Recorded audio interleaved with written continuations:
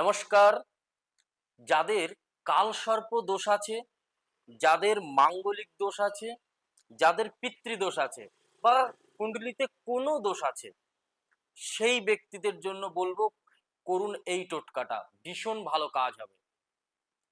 আপনি আটা, বাতাসা আর কালো তিল আর সাথে সাদা তেল, চারটেকে একসাথে